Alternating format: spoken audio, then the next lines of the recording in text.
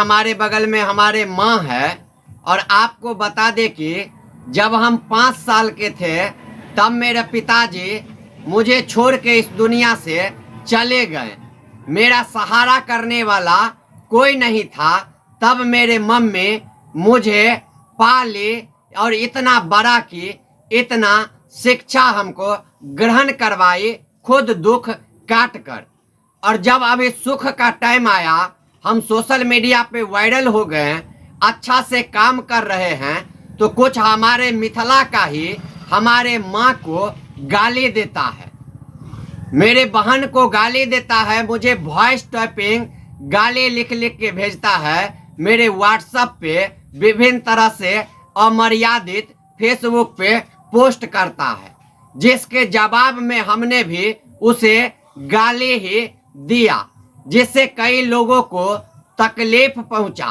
और हमारे कुछ चाहने वाले जो थे उनको भी काफी तकलीफ हुआ कि जयप्रकाश ऐसा अमर्यादित भाषा का प्रयोग कर रहे हैं।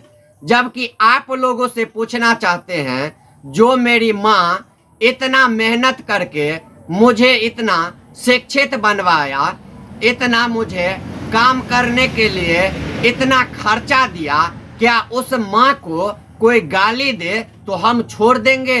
ये आप लोगों से हम प्रश्न करना चाहते हैं, क्योंकि आप लोगों का कमेंट भी रहता है कि जेपी भाई ऐसे नहीं कीजिए, वैसे नहीं कीजिए। तो आप बताइए, जो व्यक्ति मिथिला मैथिली के लिए इतना अच्छा काम करता है, उसके माँ बहन को यदि कोई सोशल मीडिया पे गाली देगा, कोई उसे भर दिन ही वॉइस टाइपिंग करके गाली लिख लिख के भेजेगा, क्या उस व्यक्ति का दिमाग खराब होगा कि नहीं होगा? जो व्यक्ति भर भर दिन व्हाट्सएप खोलने पे सिर्फ गाली ही सुनेगा, गाली ही मैसेज देखेगा, क्या वो व्यक्ति उल्टा गाली देने पर मजबूर होगा कि नहीं? और हमने भी वही काम किया, अपने माता के सम्मान में, अपने बहन के सम्मान में हमने उसके माई बहन को उद्धार करने का काम किया, जो हम स्वीकार करते हैं।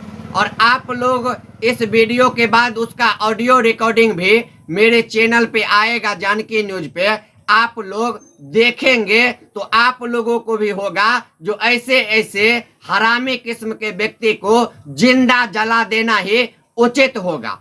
क्योंकि जब हम ऑडियो रिकॉर्डिंग आप लोगों के बीच में प्रस्तुत करेंगे, उसके बाद हम किसी का बात नहीं मानेंगे। और ये कृष्णकांत झा जो है बेहुदा किस्म का व्यक्ति, जिसकी बहन का शादी हाबी भवार हुआ, और वो हाबी भवार में अपने ही गांव के एक लड़का को घर में बुला ले, जो उसके लड़के का ससुर देख लिया, उसका हस्बैंड देख लिया, तो उस लड़की के साथ मारपीट किया।